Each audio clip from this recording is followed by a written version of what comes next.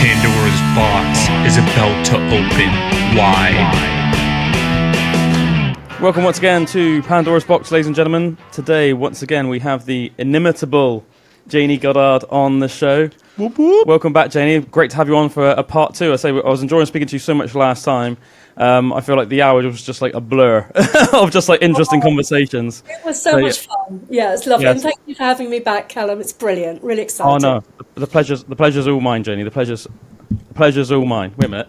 I can hear you. I think it might be the headphones. Okay, my perhaps. headphones are a bit temperamental, folks. So sorry about that. But as long as you can hear me fine. Yes, I hear you great. Just perfect. Yes. Fantastic. So yeah, as I said, I didn't even get into like half of what I wanted to speak to you about last time, Jayney. So for people that didn't listen to the last episode we did with Jayney a fortnight ago, you can listen to that back on Spotify or YouTube. Just find Pandora's Box podcast and find the episode that we did with Jayney from a fortnight ago. Yeah. Because one thing that I really wanted to do, is what I thought would be interesting, was actually sort of like hear your life story in more of like a sort of like chronological order. I think that's one thing that's really interesting to do with guests when we have them on, and it sort of like helps, I think, the listener to sort of understand the guest. And I think as well, as human beings, we just like stories, don't we? Yeah. We like stories. Yeah. So it'd be fascinating to hear yours. So as long as you're happy to discuss all these things, of course, Jayney. Yes, of course, Calum. Yeah, absolutely. What would you like to know? Well, where I'll go for it. Yeah, fantastic. Okay, so where were you born? What did your parents do for a living? What was your life like growing up? Okay. Well, I was actually born in Abingdon, which is now Oxfordshire. I think it was Berkshire back then, but it's now Oxfordshire. So southeast England, for those overseas who aren't familiar with the area. It's a lovely area. My dad is really interesting, actually, because the thing is that with my dad, he was not the easiest person, bless him, and we didn't realise, of course, at the time, and we didn't realise until many, many, many years later, in fact, not long before he died, that he actually had Asperger's. Okay. So he was, the reason we were out that way was because Dad started off life as an artist. He was very, very talented.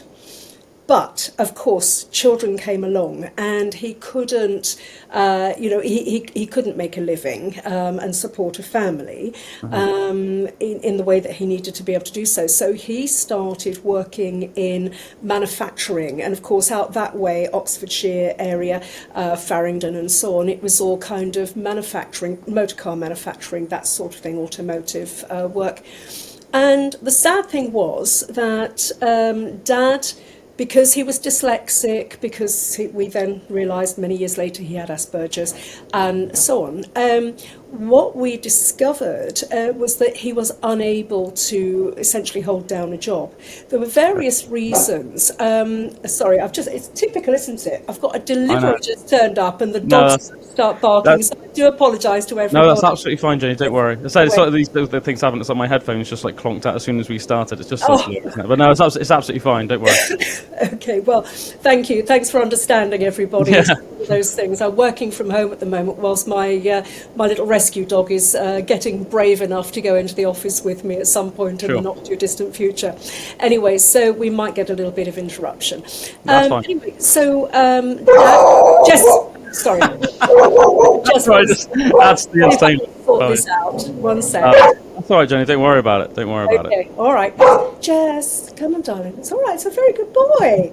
Yes. Okay. All right. We've got to ignore the man. He's got to just leave his delivery. Anyway, so Dad couldn't hold down a job. And also, the other problem was, of course, that it was the 1960s and 70s. And what that means, of course, is that robotics were coming into play. And so people who were very talented gear cutters and things like that were constantly being made redundant because, robotics and machinery was coming in and taking over those jobs, and those clever people were simply no longer needed. So it was very, very, very difficult. So that was the thing. It meant that as dog's now coming to tell me, yes, it's all No, right. it's all We know. Okay, good boy. That's all right. Just ignore the man.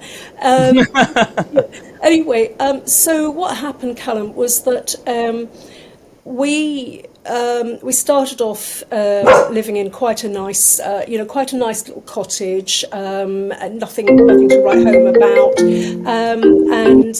So what actually ended up occurring was that we lost that, and then really had no money to speak of at all, and we were homeless for a long time, for many Really? years. Yeah, moving in and out of B&Bs. How old were you when you became homeless? Oh dear, I think probably about 3, from about Oh, really young then. really young, yeah. So we were just moving from pillar to post, and the parents were doing moonlight flits when they couldn't afford the rent, and it was life was very difficult because we just we were very poor. So as a consequence, Dad tried to work. He just couldn't hold down a job. He started really self-medicating because the depression and all of that side of things, it was very difficult for him, and so he was self-medicating with alcohol, and he was sort of functional, but a very angry man dealing with intense depression. Sure. Mum was trying to keep our heads above water, trying to keep us clothed. God knows how she did it, quite honestly. Three little kids. We were moving from pillar to post. Goodness knows how she sent us to school in clean uniforms, but she did. She was doing hand to mouth, jobs like cleaning and all of those sorts of things as soon as I could start working. Sorry to interject, Jenny. So obviously you said you were homeless at this time. So where actually were you staying? So you were going to school, Yes. and your mum was managing to keep you clean, but you were homeless. So what sort of places were you staying? We were staying in, as I say, Airbnbs, B&Bs. Right. Okay. We stayed in a farmhouse, and Mum worked up at the house as a cleaner. Right.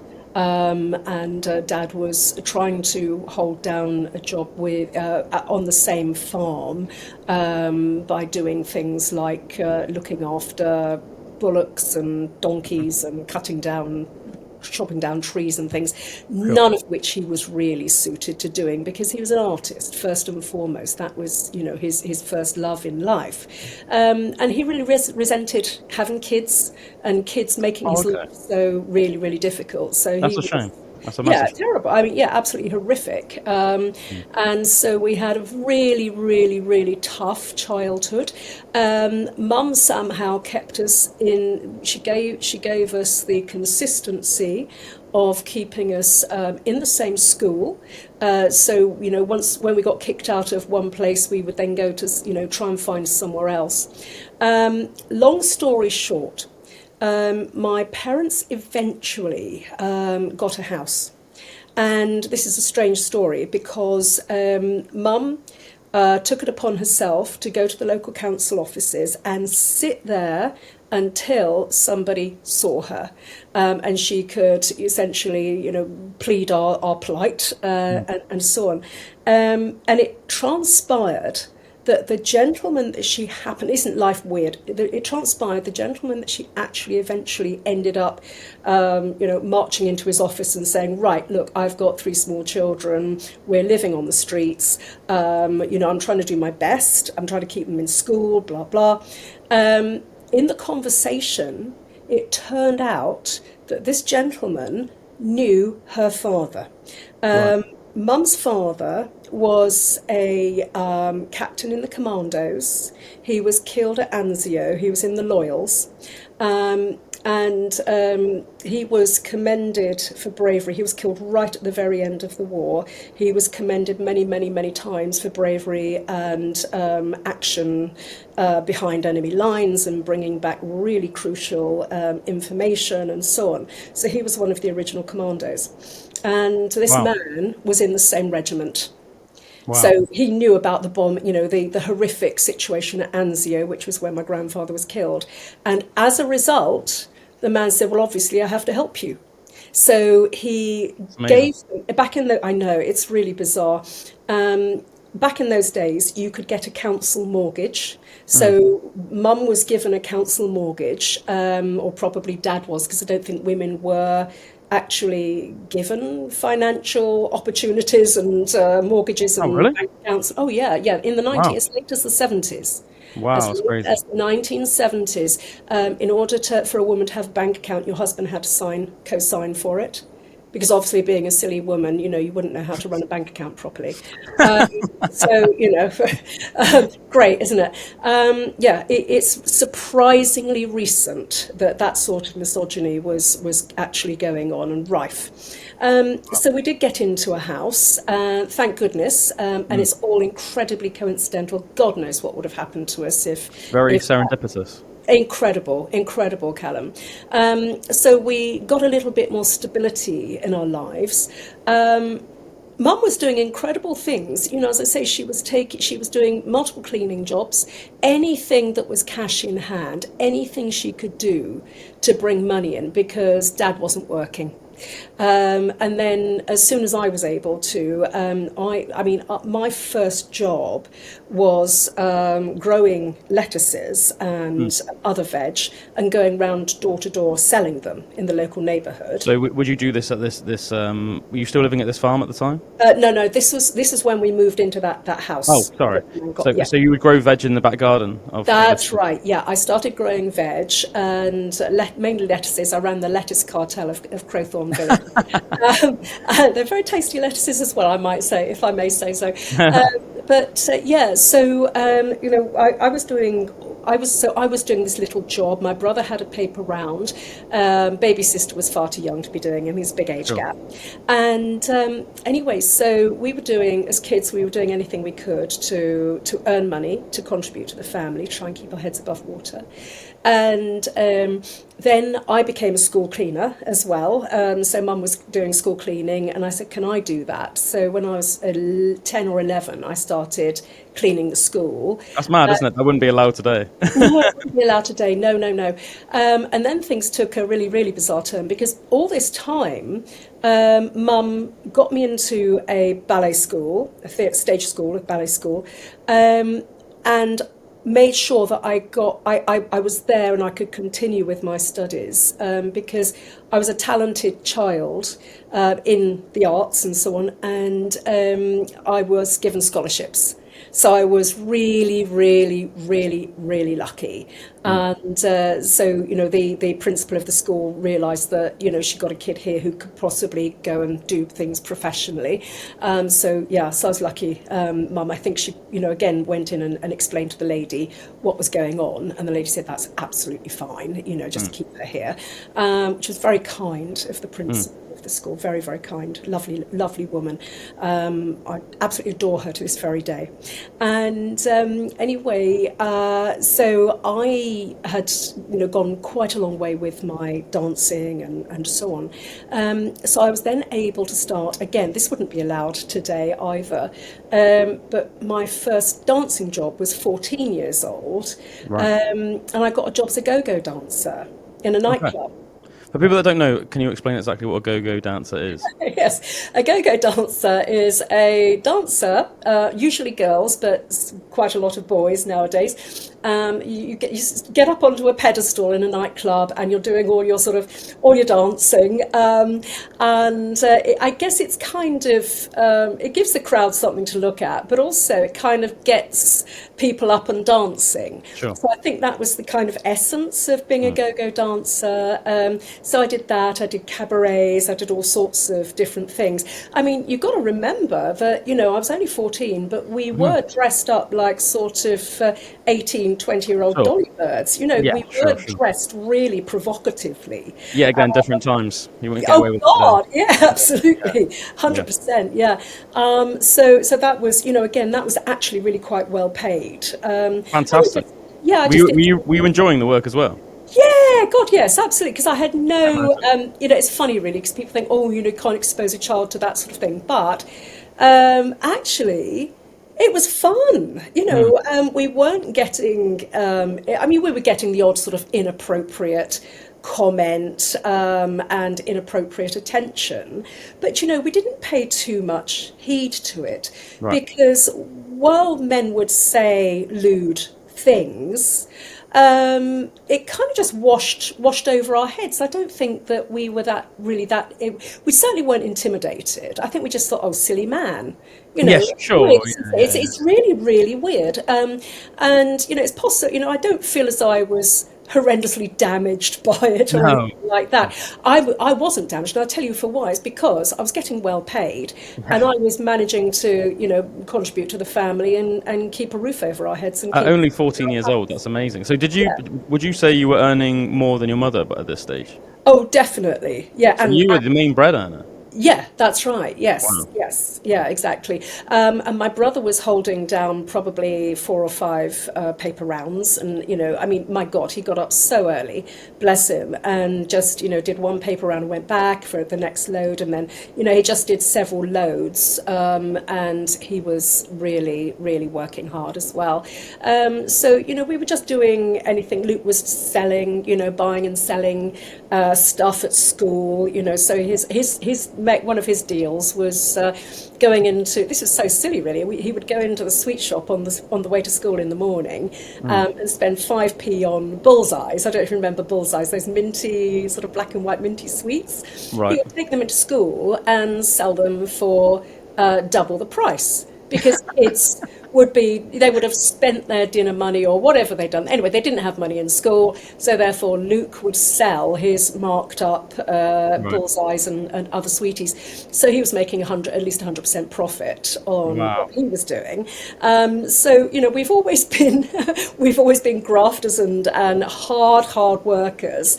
Having had an incredibly difficult start in life. Obviously, Dad couldn't cope. He was violent. He was alcoholic. Really? Oh gosh, terrible. He turned abusive. Was he? When did that start? Was that like right off the bat from your earliest memories, or did that develop more as you got older? From my sort of 5-year-old type memory onwards, 4 or 5-year-old, and he just was not able to cope at all. Do you think that was directly because the sort of the pressure that turned into depression of him essentially probably feeling like he was a failure and couldn't provide for his family, mixed with the resentment of not being able to fulfill his dream as an artist, led him to be this sort of all of the above and other stuff, stress and resentment? And he had a horrendous childhood himself. Really? So he was completely ignored as a child. He was completely ignored. His mother and father were running a hotel down in Bexhill. He had 2 older brothers, so he was the little boy, and he was completely left to his own devices, and really wasn't brought up. He brought himself up, and they had no idea if he was in a boat rowing out to sea or wherever he was. And he did do that. I mean, these things happened. And he was nearly drowned. And I don't think they really particularly cared. Very Victorian. It was like, oh God, another child to be seen and not heard, or ideally not even seen. So I think there was such a lot of trauma in his life that, it was terrible, really. It's awful, as a father myself, as awful, obviously, and despicable as him being abusive, in your household to you and your mother as it is. I can't help but feel sorry for him in a way, because I feel like his whole entire life was just seemed like miserable from the get-go. Well, that's right. You have to have compassion, Calum. It's very, very strange, Yes, it's very difficult when a person is as abusive and violent and so on as all of that. But I think there are very, very few actual evil people in the world. Really, very few. I do think they are very much in the minority. I don't think he was an evil person. I think he was a deeply, deeply troubled person. Yeah, flawed and troubled and damaged. Yeah. Victims of victims, that's what they say, and I think there's a lot of truth to that. And I think also one of the most important things that we can do is learn to forgive Because if we continue to carry resentment around with us, the only person it hurts is ourselves. I think it was the Dalai Lama who said that, resentment is hanging on to a red hot coal, and expecting it, sort of thinking, I'm going to throw this at somebody. And the only person it's actually hurting is you. Yeah, sure. It's not hurting anybody else at all. And so, we have to let go. We have to just release our hurts. And this was what enabled me to nurse my dad for his last days, last months. Actually, the last few years, when he became very incapable of looking after himself. Did your mum and dad stay together right until the end? No, they didn't. No, they split up in the late 80s. They never divorced, funnily enough, but they split up and just went their sort of separate ways. And that was good for Mum because, she found her feet in a really major way. And she really did thrive after going separate ways. Yes, she did, which was wonderful to see. And Dad didn't really thrive. He wasn't capable of thriving. So I did end up sort of essentially being his carer, his looker-afterer, and very difficult in some ways. But, as I say, if you forgive, your own quality of life becomes so much bigger and better. And you're not doing it because it necessarily makes you feel good, but you're doing this because it's really important to have compassion for people who probably actually can't behave in any other way. When Sure. you've got the burden of alcoholism and you've got the burden of Asperger's and you've got the burden of being failed as a child, you're carrying so much horror for 77 years. We can't expect people just to magically change. Wouldn't it be lovely if we could wave a magic wand and they did? But they don't. So you've got to find it in your own heart to actually forgive, and not to forget necessarily, but to forgive and to find compassion. Sure. Obviously, we're talking about these things in hindsight now with yourself with a lot more life experience, and obviously you've looked so much into philosophy and ways of being. Obviously, when you were younger, you didn't have as much life experience, things like that. Was it always easy for you to forgive your father for the things that he did? Did you ever go through a stage where you cut him out of your life, or you were very angry and resentful towards him for a while? No, not necessarily. I was angry about the way that he was treating my mum, and obviously, very, very scared of him. As a child, petrified, absolutely petrified. I think when I was a teenager, I didn't have much contact with him, but then I was travelling. I was overseas by that time. So I didn't really have to deal with him on a day-to-day basis.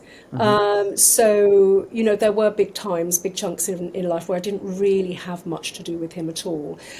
So possibly that enabled me to step back and gain some perspective, potentially.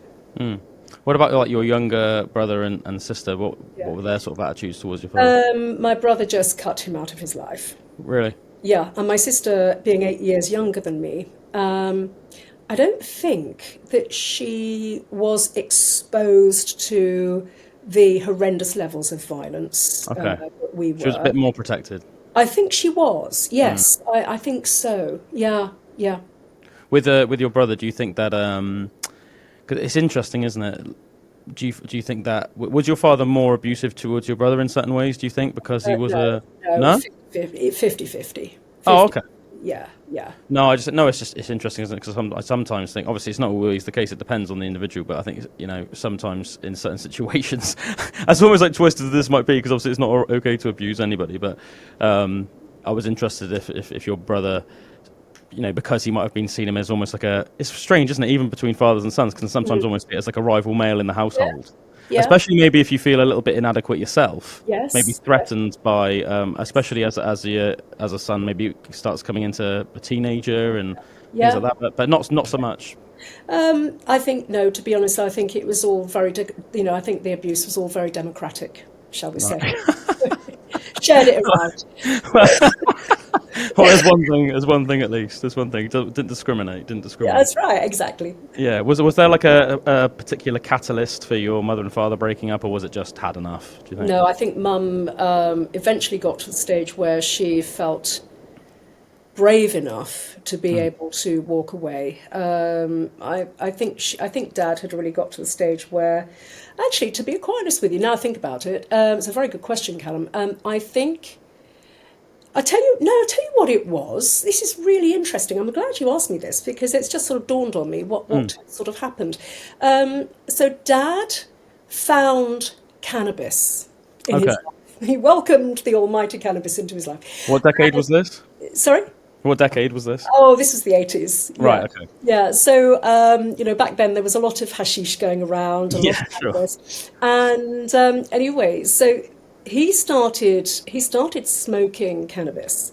Wow. And this was really fantastic because it meant that he wasn't drinking as much alcohol, but the cannabis was working really, really, really well for his Asperger's. So it took the edge off the horrendous overstimulation. But also what it did mean that he would sort of sit in his rocking chair, absolutely stoned, a little bit catatonic, and so he wasn't being as overtly violent. He was being useless, as far as sort of keeping body and soul together or anything like that. But he wasn't being violent, and I think that's when Mum had the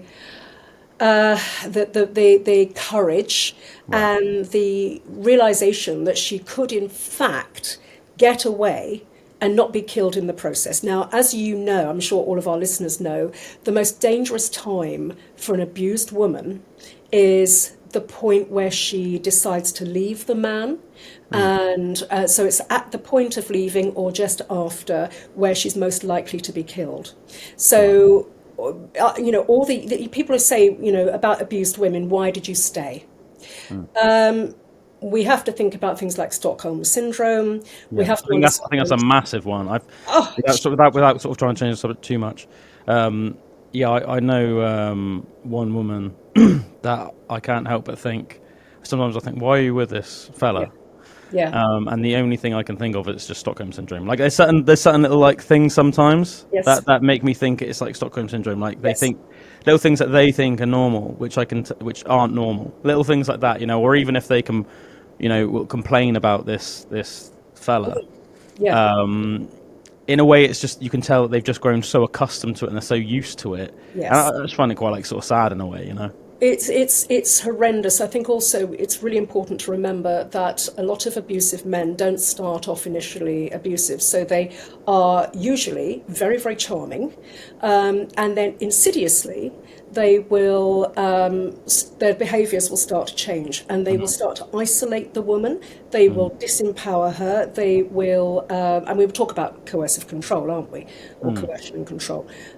So they will become, they'll remove her financial wherewithal.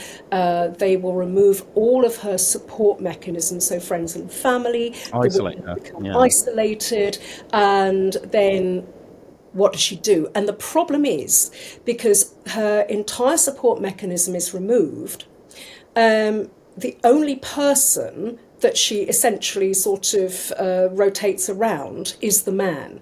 And it's absolutely terrifying for the woman, the thought of having that man removed, because he's essentially responsible for everything, her entire wherewithal. And so it does make life very, very difficult. There's also the intense fear of what would he do if I start to make moves to leave, or I say I'm going to, or I'm unhappy. So it's always surprising to me in this day and age that people will say, why didn't you just leave?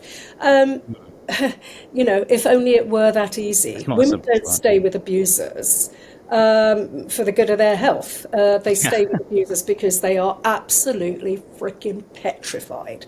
And we are talking about, I think it's 2 women a day are killed by a partner in the UK. Is that just in the UK? Just in the UK. Yeah. Wow. Do you think in the case of your mother and father, do you think there actually was a real possibility that your father could have been capable of killing your mother? Really? Absolutely, 100%. Wow. Yeah. Wow. Yeah. And was that? And He tried. he tried. He physically tried to kill your mother. Yes. Wow. That's insane. So I guess at least we have cannabis to thank for your mother being able to. Well, yes, we do. Yeah, we actually do. And it was he just wasn't really. He was so mellow, which was a good thing. His personality changed quite a lot. He really mellowed, and it really was at the point where I was back living at home at this particular time, as it so happened, and Mum and I sat down with Dad and said, Mum's leaving, we're going to sell the house, and you're going to get 50%, Mum's going to get 50%, and you'll go your merry ways, and you'll part. And he was absolutely fine with that. I think in a way he was probably quite grateful in a sense, because I think he just found everything so overwhelming that actually he quite liked the idea then at that point of being by himself, so he could sort of just sit in his rocking chair and continue to get high and take the edge off everything else. Yeah, it seemed like from everything you were describing, he found it far too much pressure, really, to be a husband and a father in the first place. Yeah. But maybe he didn't have, I don't know if courage is the right word, just to at least, as awful as it is, when you hear about somebody like a man leaving their wife and their children, which is a very irresponsible thing to do. Yeah. Obviously, you really need to take responsibility for your life and the family you've created. But at least I guess there's a directness in that, maybe, an honesty in that. Yes. It didn't seem like your father was maybe strong enough to do that, even though he wanted to do it. So as you said, it seems to me that maybe there was sort of like an element of relief, that he was almost like finally I could be left alone, maybe. Yeah, as awful as that sounds. Yeah, no. I think you've nailed it there, Calum. I do think so. I think when he realised that he'd lost control, and actually he probably just couldn't be bothered to even try to maintain control, I think there was an element of relief there. Yeah, sure. And how long ago did your father pass away? 2017. Okay, not that long ago then, really. Not that long ago. Wow. Yeah. And what was he sort of doing for the last sort of few years of his life? Like, once your mum and dad broke up, like, how did he spend the rest of his days? Was it just Not doing nothing. really just doing nothing? Sitting in his chair, and he had a few. He moved down to Hastings, so close to where he grew up, and developed a few friends in the artistic community, but found it very difficult to maintain friendships. He would always end up really saying something completely offensive, and Sorry, I shouldn't laugh, but yeah, it's an Asperger's is a thing for many people. Not everybody. I don't want to draw up too broad a brush. yeah, of course. But he had no boundaries, and he had no idea of appropriateness. So he would end up saying the most dreadfully inappropriate things to people, and really just lose friends and companions along the way, left, right, and centre. So he was very alone, but he quite liked his own company. Okay, what about your mum? Is she still with us? Oh, she is. Yeah. She's fantastic. very gregarious. She's very brave. She's a good, really a very good person. Really remarkable, actually, despite it all. Yeah, despite it. What does she sort of enjoy doing with herself nowadays? Well, she loves family. She's very family orientated, and she loves the grandchildren and so on. So she's got some health battles, which you would expect at 85. No, of course, yeah. Yeah, and but she's doing incredibly, remarkably well, considering everything she's having to deal with. So, and we see her a lot. So there's a lot of family stuff that goes on. Brilliant, fantastic. I think one thing that's really important about being like a well-adjusted adult is us sort of like understanding, that we all have biases, and every single person obviously has their biases that are shaped on their personal experiences and whatever, a multitude of things. Do you feel like your experience with your father growing up and that whole experience sort of do you feel like that's maybe negatively affected your relationship with men, or your views of men at all, reaching adulthood and going, through your life? Yeah, interesting question. I made some definite wrong turns when I was younger, literally jumping out of the frying pan into the fire. So I ended up in my own really very, very scary domestic abuse situation. But I was able, probably because of having a strong mother, I think that was possibly it, and also good friends. I was able to extricate myself from the situation. It was very, very, very hard to, again, going back to the idea of Stockholm Syndrome. But nevertheless, I was able to get myself out of there relatively unscathed, physically and psychologically and emotionally. But I've gone on to... I think a lot of this, it does come circling back to the idea of forgiveness. And I'm not talking about forgiveness where we kind of roll over and we go, oh yeah, I forgive you, you can abuse me. But actually, yeah, you are a wrong 'un, but I forgive you. I don't want to have anything to do with your mind, so you can bugger off, but off you trot, try and get some help. But it's enabled me to actually form very, very good, strong, healthy relationships with men. It's taken work to get to this point, but by the same token, I feel so extraordinarily blessed by the men that I know, that I've attracted into my life, my partner, my beautiful brother, knowing you guys at Aspen Waite, you are exemplary men. Oh, thanks so much, Jayney. Well, you really are. I mean, honestly, Paul and yourself, and you guys are really exemplary men because you are kind, you're considerate, you're chivalrous, and these are real male qualities that women are looking for. We're not damsels in this even. We don't need to be rescued, but my God, is it lovely when you've got a man who is so secure in his masculinity that he can be gentle and kind and considerate and so on. And this means the world to women, I think, especially in society now where we're seeing so much toxic masculinity being driven by the, dare I say, Andrew Tates and so on of this world. Sure. Who really are, going back to the idea of wrong-uns, wrong-uns, where women, you've got a lot of misogyny out there, and a lot of, the incel culture and so on and so forth. So I think there is real danger to women, but also I think women are much more discerning, and I would really like to think so, because we have more access than we ever have had in the past to what looks like. What does a good man look like?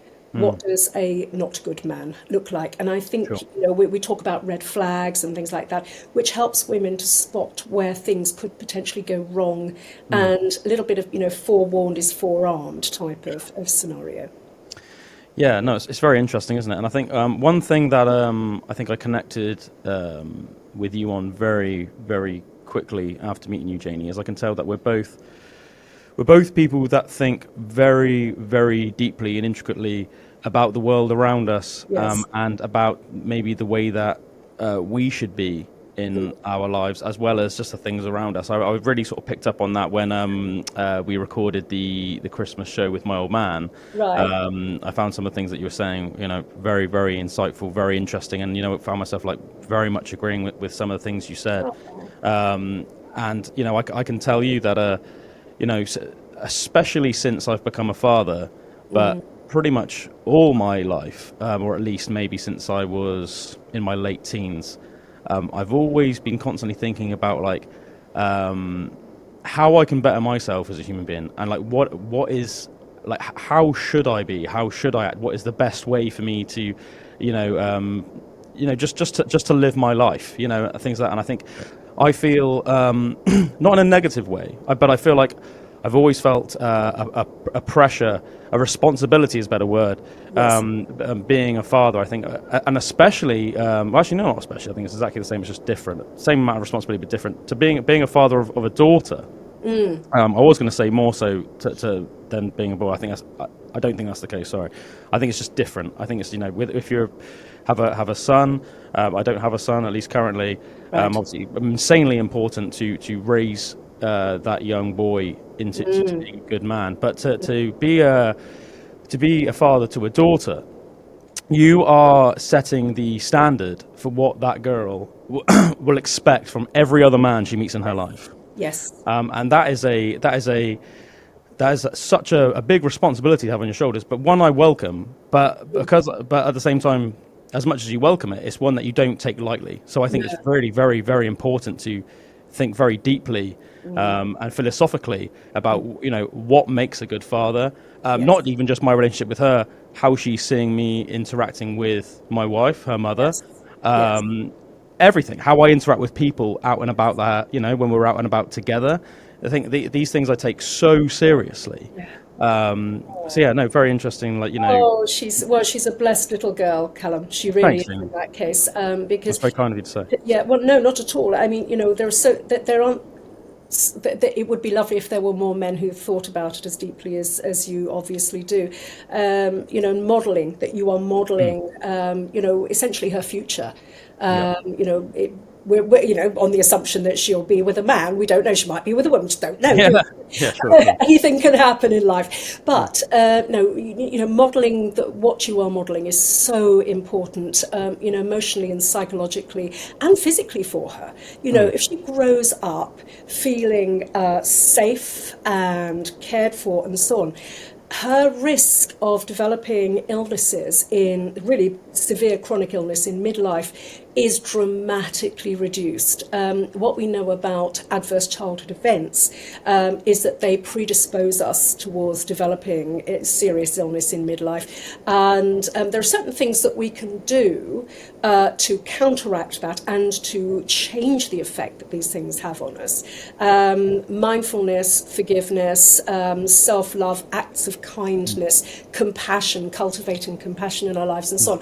All of those do actually act as an antidote to those adverse childhood events. So it's really important for anybody listening to any of this, especially if they're feeling triggered by the topics that we're covering.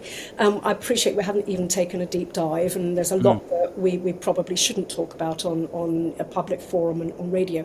But if you've gone through severe trauma as a child, and so many people do, you are at risk of these things, but they are not an absolute defining sentence that this is necessarily going to happen to you as you get older, because you can do so much self-care that will actually mollify those effects upon us later. So I really want people to know about that and to really appreciate it and understand it deeply, because otherwise, if you don't take action, you are at risk. Yeah. So just for 100% clarity, so are you saying, Jayney, that if you have traumatic experiences when you're younger, you're talking it can cause physical illness and physical medical conditions as you get older? Yes, it does. What do you think the cause of that is? Do you think that's? I mean, last week fortnight ago, we spoke about things about how cortisol, how bad that is for you, stress hormones, things like that. What do you put that down to? Like, having a traumatic childhood, and then, it can create physical, conditions, bad physical conditions or illness later on in life. Yeah, okay. Well, I think you've nailed it first and foremost there with, elevated cortisol, which increases our chronic inflammatory state. When you've got chronic inflammation going on in the body, that then underpins the development of chronic diseases. Now, so chronic diseases being things like high blood pressure, heart disease, type 2 diabetes, cancers, things like kidney disease, eye disease. And so all of those things that have a chronic long-term effect. There's no end in sight with a chronic disease. It just goes on and on and on, as opposed to an acute illness, which has a definite start and a definite finish. You either survive it or you don't. So that's for the listeners, that's the difference between what's chronic and what's acute. These are terms that are bandied around and often misunderstood. However, if we listen to people like Dr. Gabor Mate, for example, he's one of my favourites. He's a brilliant speaker, and he talks about the fact that women are so much more likely to develop autoimmune conditions, Yeah, I remember you saying that. particularly around about the age of 30. I think we touched on that previously. There are various reasons, but if we think about the body's messages, why does the body manifest a particular illness in a particular way? It's utterly fascinating. With autoimmunity, essentially, it's the body attacking itself. So that which is supposed to protect us, our immune system, turns against us. And if you think about what happens in adverse childhood events, that which is supposed to protect us, i.e. our parents, for example, if we're experiencing parental absence or abuse or what have you, fails to protect us. And so we have to develop ways of protecting ourselves. And so this is where the immune system goes, okay, great, let's go on the rampage and seek and destroy. And so you see that in rheumatoid arthritis, you see it in multiple sclerosis, fibromyalgia, all of these chronic conditions that have an autoimmune component to them. Gabor Mate speaks on this, and various other speakers speak on this because it's their bread and butter, their life. And it's well worth checking them out if our listeners want a good, really good deep dive and explanation. Yeah, no, it sounds very interesting, and it's funny, with you explaining that, because I guess you could say, somebody could say that it's coincidental, but if I think about it, that some of the women that I do know myself, obviously we spoke about a friend last time who's around 30 and got a really bad autoimmune condition nowadays. But whether I think about somebody else, I know a lady sort of more middle-aged that unfortunately developed cancer several years ago. Luckily, it was all taken care of and managed now. But I know that she had a very, very traumatic childhood. And another woman I'm very close to as well. I know had a very traumatic childhood, and they don't necessarily have a chronic sort of autoimmune condition or anything, but they are very well known for having an awful immune system. Let's just put it that way. One of those people just gets ill all the time. just like all the time. And we even joke about it. We joke about it. But because I'm lucky that I'm the opposite. I just don't really ever seem to get ill. And I obviously last time you were talking very much about your health issues with how much it seemed like what you were ingesting was like awfully affecting your life. Whereas I feel like I could really eat anything, Jayney. My body just wouldn't complain, So my assumption would be that you're probably coming from a background of having been very loved as a child, protected and nurtured appropriately and so on. So my God, what a blessing, what a wonderful start in life. Yeah, so I think it's all relative. So much, we can chuck so much stuff at you, and it'll probably just bounce off.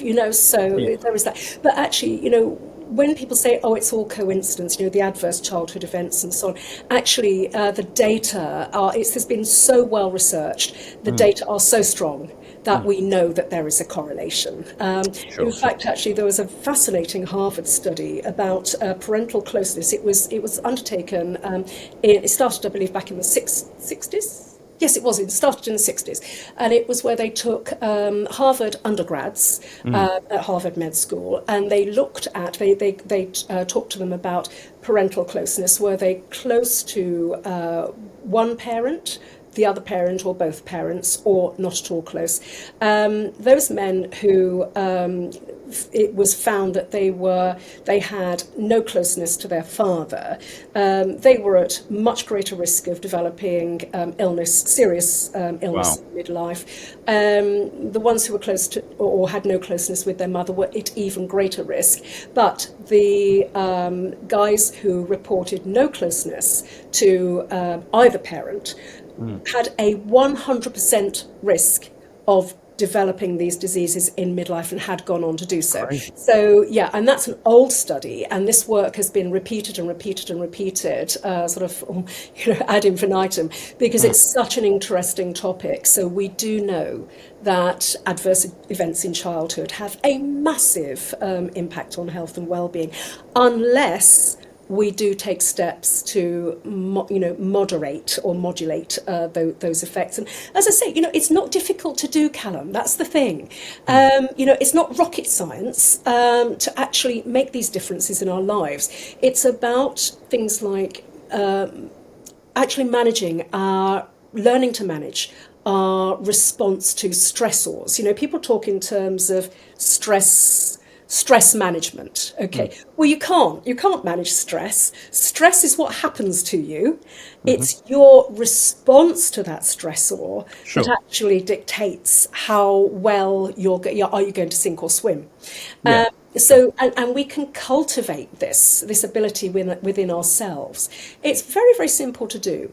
One of the most important things that we can actually do is to create a good support mechanism of friends around us. Good socialization can add up to 9 healthy years to our life. Really? Yeah, it's massive. The effect of just having good friends is massive, as long as you're not going down the pub and sinking 5 pints a night with those good friends. Obviously there are caveats, but having good friends. Similarly, volunteering, again, it has this extraordinary health protective effect. It also has a longevity effect. Cultivating acts of kindness. We talk about random acts of kindness, don't we? But I think we touched on this previously, where the person who's receiving an act of kindness receives an immune system boost. The person doing the act of kindness also receives an immune system boost. But the person witnessing that transaction also gets the benefit as well from an immune perspective. So, these things it's not difficult. Just simply by being a decent person is actually just really, really good for us. Just walking down the street and smiling at somebody. None of us know what that other person's going through. So let's assume that it's going to do no harm to smile at them. And I always think that. I always think that myself, and it's funny, isn't it? I mean, it's partly maybe because I am a big man. But it does make me laugh sometimes, because I always do try and smile at people and say hello and be pleasant. And there are times when I will say hello to somebody or smile, and they look away, almost like they don't want anything to do with it. I don't know if maybe sometimes that's probably because of the way they are as a human being. Maybe they're naturally very timid, or maybe it's because they don't like the look of me. It's hard to say, isn't it? It's hard to say. But I always think it's worth doing it for the people that will appreciate it. I don't care about the people that don't respond or look away. I don't take that personally. No. For the people that maybe, you never know what someone's going through. If somebody has, there are people out there that have no family, no friends, maybe they're retired, maybe they're unemployed, and just you smiling at them, although it might seem like such a small thing to a lot of people that have very busy lives and a big family and lots of friends, to that person it could make their day. You absolutely could. It's just that human interaction that so many of us are lacking. There were some amazing stats. You just reminded me of something, Calum, and it's some amazing stats about lack of physical touch in the elderly. So many elderly people, yes, they're lonely. We know there's a massive loneliness epidemic, probably a pandemic actually globally. So there's that, but also just this absolute starvation of physical touch, just a hug, even somebody holding their hand. They don't get this. And we know that if you have a 20-second hug, it will change your immune system so massively that you can fight off a cold, you can fight off, sort of burgeoning autoimmune problems and, more chronic conditions. It's just easy. Isn't that amazing? Isn't that amazing? Yeah. So, we think... And of course, lower stress, because stress is a big thing. And I'm just talking about day-to-day stress. I mean, obviously, yes, the accumulation of stress can lead to these things. Yes. But even for people that maybe don't have chronic stress in their lives, it's not nice to feel stressed. It's not nice to have a bad day, and that will make you feel stressed. So if you can alleviate at least some of that by just having a 20, 30-second hug or cuddle with whoever you feel comfortable doing that with, then isn't that amazing? It really is. A friend of mine, she's a complementary medical practitioner, and she works and volunteers in old people's homes, and she does things like Reiki. So it's like it's a hands-off healing. I know a couple of people that do that. Yeah. Yeah, and so she does that, and she does various other bits and pieces, but it's really interesting because the intervention that she offers is nothing to do with any of her brilliant qualifications or anything like that. But she'll also say to, one of the little old ladies, for example, would you like a manicure today? And, oh, yes, please. Okay. And it's just the fact that, that her hand is being held, that she's, getting beautiful nail polish on and things like that. And she's interacting and she's talking and she's got that physical connection. My friend Margaret says that this is one of the most important therapeutic interventions that she actually does. On the surface of it, it's just a manicure, big deal. But it's such a deep thing, it's such a deep healing. And I think it's really important for us to realise that there are opportunities to be extraordinarily helpful to people in so many different ways that we don't even necessarily think of. Yeah, it's interesting. These things are like little rituals that you're carrying out, and maybe you don't think of them that way, but they're so important. It's really fascinating. Just a couple of got a couple of sort of points or questions, whatever you want to call it, on a couple of things that you said. So with you saying that it can add years to your life if you have like a big social group. Obviously, we know that some people obviously are far more extroverted than others. Some people are very, very introverted. Would that not depend on how naturally extroverted or introverted someone is? Of course, some people might be very introverted, but because of the path they've gone down in life, maybe they have quite a sociable job, maybe a little bit more than they'd like. Maybe their partner is very, very sociable, and that any chance they get to be on their own, they are like suddenly in bliss. Would that not depend on the individual? Of course it does. All we can talk about are the studies that have been done. And generalizations. The secret sauce is where we have a group of people, and they are getting on well. But the secret sauce is that if this group is actually working together towards a common goal, whatever that is. So let's say the person is volunteering or what have you, even if they're quite introverted, but they have a purpose. Yes. Purpose is incredibly important. So if they are introverted, they're not really loving and relishing the socialization. They're not all going down the pub and having rah good times and playing football and this, that, and the other. But they are doing something meaningful. That's kind of the secret sauce. So the person doesn't have to be an out-and-out extrovert. But it's also knowing, the other thing is that's very important in all of this, is knowing that you've got a group of people, should basically everything goes south, they've got your back. And if you've got friends... Support group, yeah. Yeah, support group. If you've got friends, it doesn't have to be that big a group at all. It can just be maybe a couple of people. But you know that you've got somebody there. That's kind of the essence of what we're talking about here. So it's different strokes for different folks. We're all different. Of course. But, the data are so compelling that it's worth taking that on board and looking at ways that we can develop these situations in our lives, because it will help us. Yeah, of course, and I think it's really important, isn't it, sometimes not to accidentally be pedantic with these things. Generalizations are there because they're generalizations. That doesn't mean it's necessarily true across the board. Like I could say, in general, men are taller than women, and it's not helpful for someone to go, well, actually, I know a woman that's taller than her husband. Well, of course, I don't mean that everyone is. But it's just an easy way of looking at it. Another thing that I thought was interesting, you were saying, obviously about like stress management, things like that, and I think I touched on last time we had a conversation. So I've always been very, very physical all my life.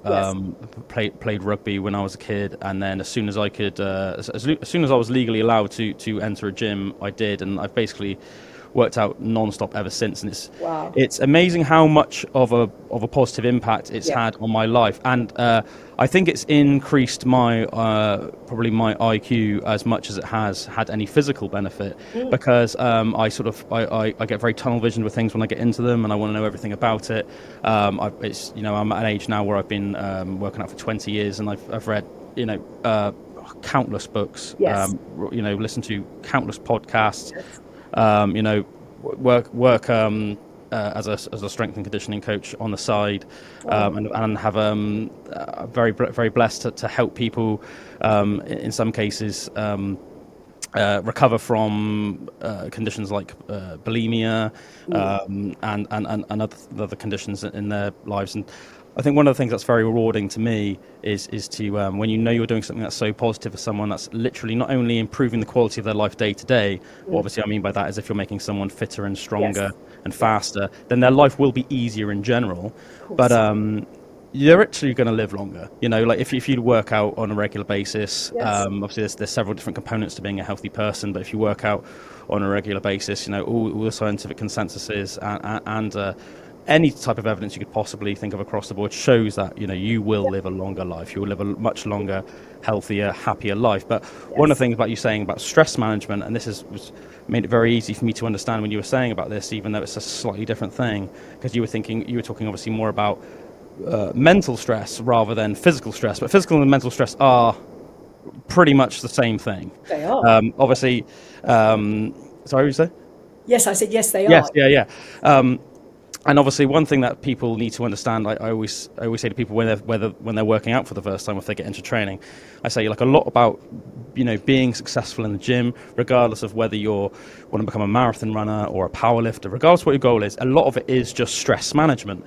And when you work out in the gym or when you're running on the roads, that's not when you're actually getting better at the time. What you're doing is putting your body under stress. So you're causing your body stress. It's how your body then responds to that stress, and how you then apply your knowledge and your brain to recover from that stress, which then will either make or break you. And you see some people that, like the word overtraining. If you train ridiculously hard every single day of your life, but your diet is rubbish and you're getting 4 hours of sleep every night, your body will break down, you will get injured, your performance will regress. You won't even just stagnate, you will regress, you'll get worse. It's getting stress management, balancing frequency of activity, volume of activity, intensity of activity, and knowing how to effectively manage that. And knowing what will help you recover. Obviously, primarily the things being sleep and nutrition are what will help that. Stress management is so crucial. But no, I just thought it was interesting because this is something I look so much into in a physical capacity. But it's very interesting listening to you talk about it in a more mental capacity. Yeah, you're absolutely right. And I think it's, as I sort of came back to circling back to the way that we were talking about it earlier, I think we're still really talking about stress response management. Because as I say, okay, if you are overtraining, then that is a stressor. You've chosen to do it, so it's not like it's come out of left field and suddenly you weren't expecting it. So it's a stressor that you are in a position to actually manage your response to, and by doing all the things right that you were talking about, sleep, nutrition, blah blah, then you are responding appropriately and strengthening yourself. And it's a fantastic thing. I'm absolutely hats off to you, Calum. With the way that you help people with this, it's so important. People don't realise how important it is to grow muscle. They don't realise the impact upon the human body of having sufficient muscle to avoid falls in older age, avoiding sarcopenia and so on as we get older. It is absolutely crucial. So all power to your elbow, because it's vital. Muscle growth, muscle maintenance, and staying fit and flexible, strong and flexible physically is incredibly important. Yeah, of course. Offsets things like osteoporosis. As we get older. Obviously, for everybody, I'm a bit more clued up on men than women. Obviously, there is a big overlap. But obviously, for men, every sort of like year past the age of 40, your testosterone decreases. That doesn't mean that you can't grow muscle. It just means it's a little bit harder. But one massive thing you can do to hold on to your muscle is literally just work out. Do some sort of resistance training. You don't have to train like Arnold Schwarzenegger in the 70s. You don't have to train like an Olympic athlete. But just do some push-ups, some body weight squats, just something, and it will just trigger enough of a response in your body that your body will say, okay, I need this muscle. It's worth me holding on to, and it'll be the difference between, like my wife's grandfather. He is an amazing man. So he was like a master builder and carpenter all his life. He's one of those guys that he gets agitated if he sits still for too long. So he still does a lot of building work nowadays. He's in his late 80s. Wow. But he'll still get up a ladder, still carry planks of wood around, still carry all his tools around, and it's because he's never stopped. Yes. Like some people in my wife's family say, like, Stan, you need to take it easy, you need to take more days off. And I say to him, like, I can stand. No, because and the thing is, he's not going crazy. He's a very intelligent man. I can tell he listens to his body. He's not doing what he was doing when he was 30 years old and working, 9-10 hours, in the rain, break back. He'll work 3 or 4 hours. In between that, he works slower than he used to. He uses his brain more. He's not like a bull in a china shop. He's got very clever ways. He's got so many decades worth of expertise to know how to do something well using the least amount of effort. Yes. He's very, very cerebral. If he wants to have a stop and have a cup of tea, he'll stop and have a cup of tea. He's not at this stage in his life, he's not trying to prove anything to anyone. But I just think it's fascinating. And you see other people his age and they are housebound, and I'm not talking, they're not overweight or anything like that, even just because they haven't used their body. Yeah. For a couple of decades. Drew, who obviously is with us a lot in the studio, his grandfather, Tommy Armstrong, bless him, Drew said that he saw the massive downfall in his grandfather, who's now in his mid-90s, was he basically got, and obviously they had the best intentions, but just were didn't know enough about what they were suggesting. They basically convinced Tommy's family convinced him to stop playing golf because of his age. So he used to really enjoy playing golf when he was retired, and it's just that little thing of just walking a few miles around the golf course, carrying his golf bag was just enough to keep him fit.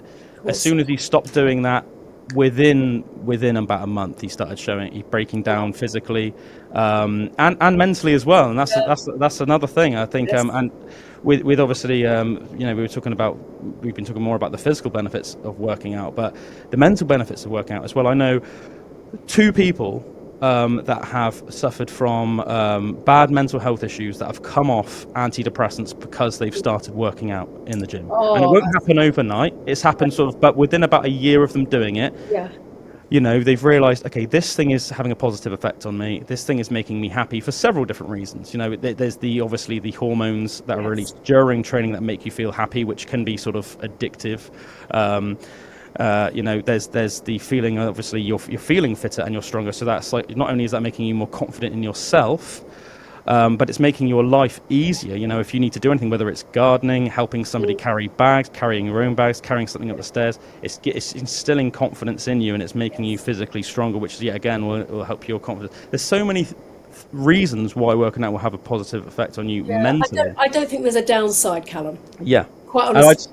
I just think, really, just you can't put enough emphasis on the benefits. That I think, the very fact that people that are prescribed antidepressants, and I know that some people are not. I'm sure there are some people that aren't like this. I'm definitely not an expert on antidepressants, but I know that a couple of people that have taken them for years that have confided in me and said that it has helped the real lows, but it's also sort of stunted any highs in their life as well, and they sort of feel maybe a little bit robotic. They're always in the middle. But obviously, part of being a human is of course you don't want to be having crazy highs and crazy lows, but it's sort of like we're riding a roller coaster in our lives, and there should be natural highs and lows to an extent without them being taken out of control.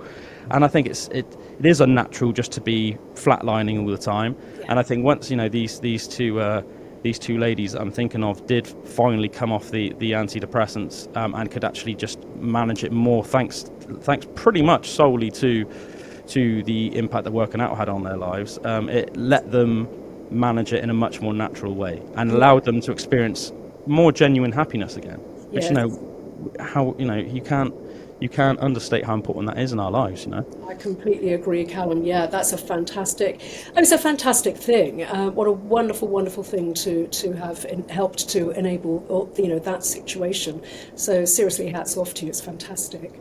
Yeah, thanks, Jayney. I think it's, it ties back to what you were saying though about how rewarding it is for us just to help people. Well, and that could be smiling at somebody, it could be doing something for your local community, but that is really, I think, what is like truly rewarding in life. I can think of there's an old man I know, and he's notoriously just a tight git, to be honest with you, Jayney. Yeah. Just like not the most pleasant man. Never does anything for somebody for free. And he's really in the last years of his life. You can tell, he's got a couple of medical conditions. He's had a couple of heart attacks. And I feel sorry for him, but not because, of his health conditions and stuff like that. I feel sorry for him because I think I don't understand how a man that is almost 3 times my age can be so clueless as to how you should live your life. Yeah. He's in the last few years of his life, and he is almost, as I said, just like clueless about how to be. And as a result, all the people around him don't really like him. I'm talking even their close family members. It's a bit like you and your father. They don't really like him. They have a sense of duty towards him, like you did to your father when he was dying. But both in the case of your father and this gentleman I'm talking about, they're just lucky, really, that they have a couple of decent enough people around them that do have that big enough sense of obligation. They will look after them, even though they are a wicked person, essentially. For lack of a better term. But I do think it is shocking. If you see somebody like that at that age, they've never done anything charitable. They're barely even never even nice to people. And you just think, it's like they're missing what life's about. Yeah, it's terribly, terribly sad. Yeah. Yeah, definitely. I want to say thanks to you, Jayney, for several reasons, really. Just for taking the time to talk to us, and also because it's really pleasant to talk to someone where I know like last time we didn't agree on everything, but I think that's absolutely fine, and I think that should be. I think one thing that makes me sad a little bit about modern society is it's becoming almost like increasingly common for people to be too negative about people or towards people when they don't always 100% agree on everything. And I think, it's so important to have conversations with all different types of people in life, and to learn from them and to be honest with yourself, rather than being defensive or anything. To we can learn from each other, shared experiences. What's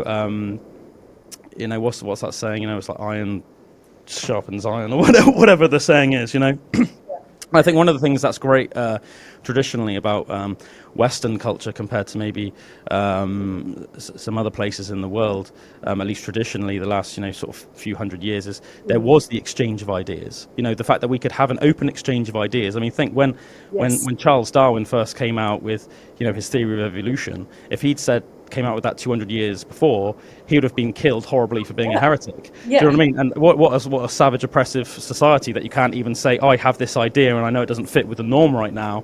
But the open exchange of ideas is what makes the world a great place and what helps us all to grow as people and to strive forward. So, I think you're absolutely right, Calum. I think that one of the difficulties that I have with social media is that because of the way the algorithms feed you or what it thinks that you need to see or you want to see, you end up becoming extraordinarily intellectually insular.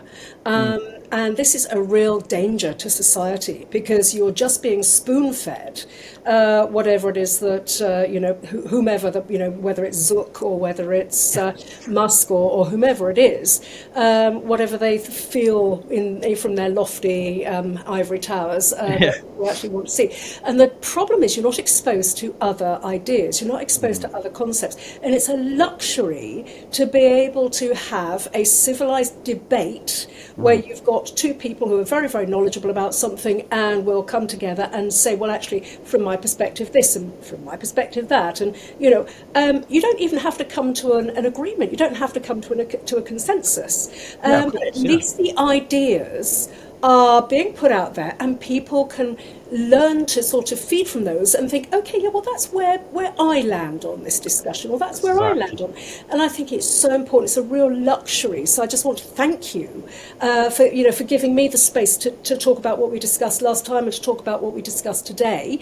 And I hope that it wasn't too upsetting for people to listen to some of the stuff. Do you know, I've had I haven't looked into the feedback too much, but one person did go out of their way to tell me that they said that they thought you were one of the most fascinating guests that we've ever had on. Oh, God. And just so you know, we've had so many fascinating guests on. We've had Team GB Olympic athletes. We've had neurologists, doctors on. Yes. We've had ex Special Forces. Special Forces legends on. We've had, really like very, very high caliber, amazing world-class musicians on. So we've had so many people on. So, just to let you know, that was some of the feedback I had. So the episode we did with you was definitely held in very high esteem. And also, just reminded me, actually, another one of my good friends messaged me and said that how much they enjoyed listening to it as well. And I just want to sort of emphasize that I completely agree with you, Jayney. And I think one thing that on what you were saying about basically having an open platform where you discuss different ideas and letting people decide things for themselves. So I feel like very much as my responsibility, obviously, as the host of this show, as somebody that has a show that goes on the radio and also gets released in podcast form.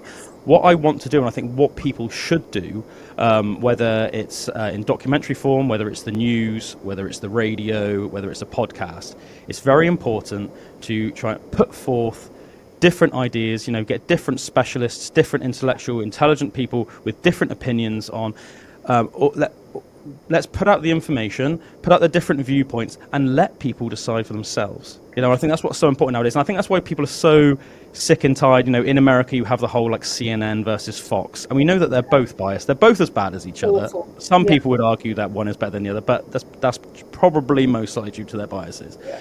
It's tit for tat. It's just, as you said, it's just exactly the same as the algorithm.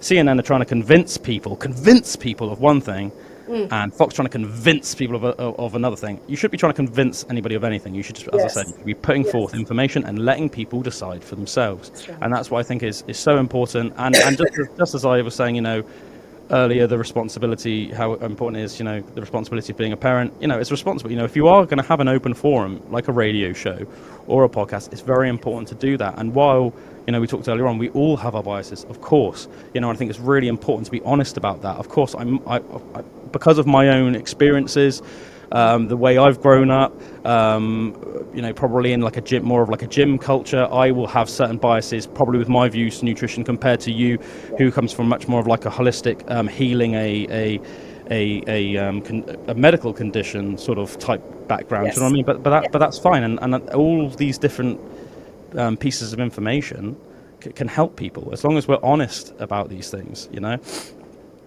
Well, I think you're right, absolutely, Calum. Yeah, thank you. Thanks so much, Jayney. Is there anything you want to sort of end on? Where can people find you if they want to look into more of your work or reach out to you or contact you? Yes, absolutely. Well, the easiest thing, I think, is for people to hit my website. It's jayneygoddard.org. Okay. So yeah, very, very easy to find me. And on my site, I've got a blog. I think that people, if they're into things like really looking after themselves, complementary medicine, integrative health, and so on, coming from a really strong evidence-based perspective, that's something I'm an absolute stickler for. That's where they need to go, because I've got some lovely articles. They're all very accessible. It's always sort of things like top tips. So I try to keep everything super, super practical. So there's lots of takeaways of things that are sort of easy to do. But people know that they're safe and effective and evidence-based. So that's that's the peg that I hang all of my work on.